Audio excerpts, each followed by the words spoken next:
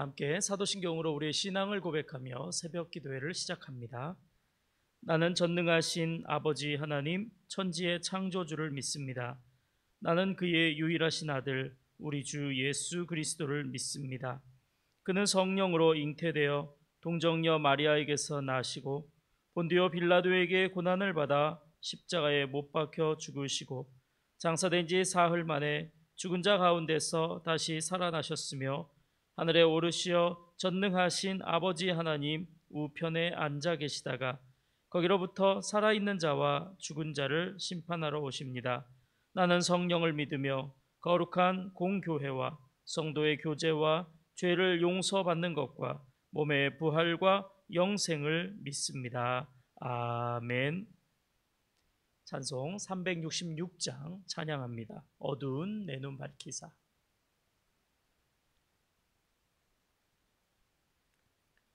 어두운 내 눈 밝히사 진리를 보게 하소서. 진리의 열쇠 내게 주사 참빛을 찾게 하소서. 깊으신 뜻을 알고자 엎드려 기다리오니 내 눈을 뜨게 하소서. 성령이여 막혀진 내 귀 여시사 주님의 귀한 음성을 이 귀로 밝히 들을 때에 내 기쁨 한량 없겠네. 깊으신 뜻을 알고자 엎드려 기다리오니 내 길을 열어주소서. 성령이여 봉해진 내 힘 여시사 복음을 널리 전하고 차가운 내 맘 녹여주사 사랑을 하게 하소서. 깊으신 뜻을 알고자 엎드려 기다리오니 내 입을 열어주소서.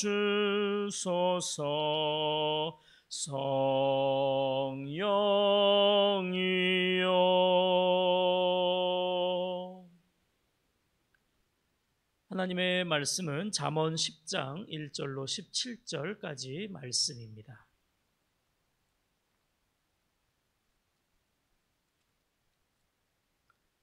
잠언서 10장 1절로 17절의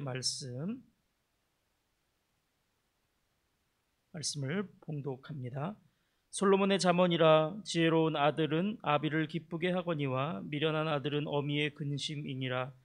불의의 재물은 무익하여도 공의는 죽음에서 건지느니라.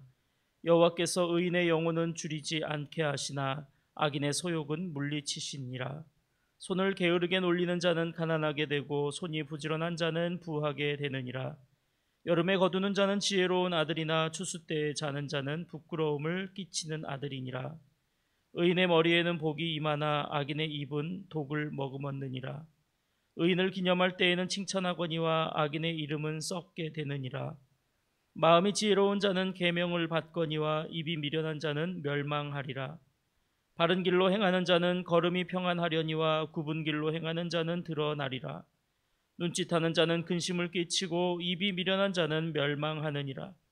의인의 입은 생명의 샘이라도 악인의 입은 독을 머금었느니라. 미움은 다툼을 일으켜도 사랑은 모든 허물을 가리느니라. 명철한 자의 입술에는 지혜가 있어도 지혜 없는 자의 등을 위하여는 채찍이 있느니라. 지혜로운 자는 지식을 간직하거니와 미련한 자의 입은 멸망에 가까우니라. 부자의 재물은 그의 견고한 성이요 가난한 자의 궁핍은 그의 멸망이니라. 의인의 수고는 생명에 이르고 악인의 소득은 죄에 이르느니라. 훈계를 지키는 자는 생명길로 행하여도 징계를 버리는 자는 그릇 가느니라. 아멘. 잠언서 10장부터 22장까지에서는 한 주제를 길게 설명하기보다는 대조를 통해서 간단하게 교훈을 말해주는 형식입니다. 그래서 전체 장의 전체 주제가 무엇인가 이것을 구별하기는 좀 어렵습니다. 그 구절 구절을 보는 것이 좋겠습니다. 자, 오늘 본문에서는 대체적으로 보면 그래도 악인과 또 의인과 악인의 대조를 통해서 그들이 삶의 결과 얻게 되는 것이 무엇인가를 가르쳐주고 있습니다. 이 세상을 보면요, 아주 많은 부분이 대조를 이루고 있습니다. 생각해 보십시오. 의인이 있으면 악인이 있죠. 부지런함이 있으면 게으름이 있습니다. 바른 길이 있다면 굽은 길이 있습니다. 역시 지혜가 있다면 또 아둔함이 있죠. 미련함이 있죠. 하나님은 세상을 참 공정하게 지으셨습니다. 그래서 어떻게 살아가느냐에 따라서 그 결과도 다르게 하셨습니다. 부지런히 일하며 성실하게 일하는 사람들은 많은 소득을 얻습니다. 그러나 반대로 게으르며 일하지 않는 사람은 소득을 얻지 못하도록 하셨죠. 이게 공정입니다. 공정이라는 것은요, 약자만을 위한 것이 아닙니다. 공정은 누구나에게 해당되는 겁니다. 누구든지 수고한 대로 결과를 얻는 것이 공정인 것이죠. 요즘 공정의 문제가 이 사회에 많이 대두되고 있지 않습니까? 그런데 보면 수고하는 대신 남의 것을 빼앗는 사람들이 있죠. 자기의 지위, 자기의 힘, 자기의 어떤 특별한 유익, 이득을 가지고 특별한 힘을 가지고 위치를 가지고 남의 것을 뺏는 사람들이 있습니다. 그것을 자기 것으로 취하는 사람들. 이런 악한 자들에 의해서 이 공정한 질서가 깨지게 되는 것이죠. 그래서 하나님께서는요, 본래는 공정하게 세상을 창조하셨지만 이 세상에 악이 있어서 그 공정이 깨지게 되니까 그 본래의 질서가 깨지도록 방치하시는 것이 아니라 바로잡기 위해서 하나님은 일하십니다. 어떻게 일하시냐면 악한 자들의 그 불의한 방법에 대해서는 죄로 규정을 하시고, 반대로 의인들이 공정하게 수고를 하며 정의롭게 살아가는 것에 대해서는 복으로 보답하시는 것이죠. 악인에게는 죄를 물으시고 의인에게는 복으로 답하신다. 이게 하나님께서 이 망가진 세상을 고쳐나가시는 방법이라는 것입니다. 그래서 3절을 보면 여호와께서 의인의 영혼은 줄이지 않게 하시나 악인의 소욕은 물리치시느니라 약속하십니다. 16절에서도 그렇습니다. 의인의 수고는 생명에 이르고 악인의 소득은 죄에 이르느니라. 그렇다면 이 의인과 악인을 구분짓는 특징은 무엇일까요? 우리는 어떻게 구분할 수 있겠습니까? 많은 부분에서 의인과 악인을 구분할 수 있는 방법들을 찾을 수 있을 겁니다. 하지만 오늘 본문에서 보면 공통적으로 말을 그 특징으로 한다는 것을 알 수 있습니다. 말을 통해 의인과 악인이 구별되어진다라는 것. 몇 가지 예를 들어보면요. 6절을 한번 보십시오. 의인의 머리에는 복이 임하나 악인의 입은 독을 머금었느니라 말씀합니다. 8절은요. 마음이 지혜로운 자는 계명을 받거니와 입이 미련한 자는 멸망하느니라. 10절 말씀, 눈짓하는 자는 근심을 끼치고 입이 미련한 자는 멸망하느니라. 11절, 의인의 입은 생명의 샘이라도 악인의 입은 독을 머금었느니라. 13절 명철한 자의 입술에는 지혜가 있어도 지혜 없는 자의 등을 위하여는 채찍이 있느니라. 14절 지혜로운 자는 지식을 간직하거니와 미련한 자의 입은 멸망에 가까우니라. 오늘 말씀 가운데 입에 대해서 참 많은 말씀을 해주고 계세요. 많은 교훈을 주시죠. 자, 여러분, 우리는 지금 어떤 말을 하고 있을까요? 자신에게, 또 곁에 있는 이들에게 우리가 하는 말을 한번 생각해 보십시오.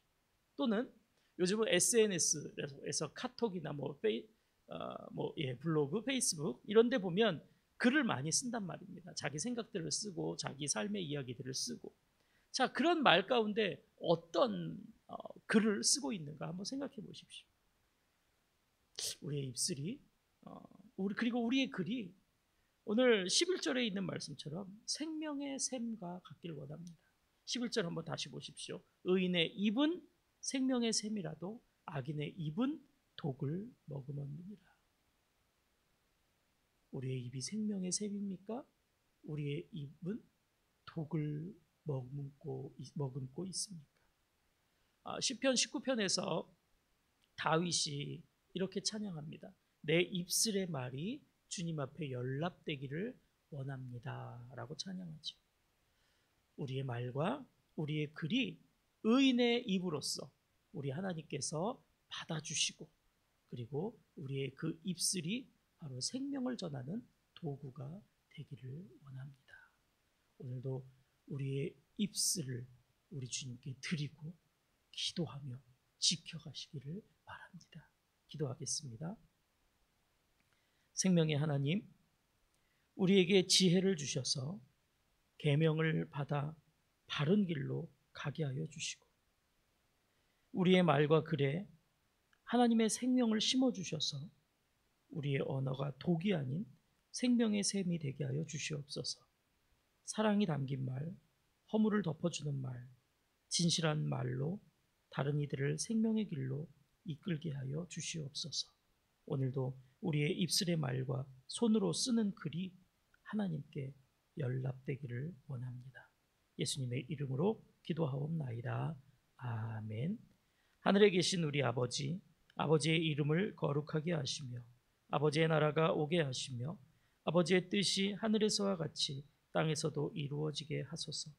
오늘 우리에게 일용할 양식을 주시고 우리가 우리에게 잘못한 사람을 용서하여 준 것 같이 우리 죄를 용서하여 주시고 우리를 시험에 빠지지 않게 하시고 악에서 구하소서. 나라와 권능과 영광이 영원히 아버지의 것입니다. 아멘.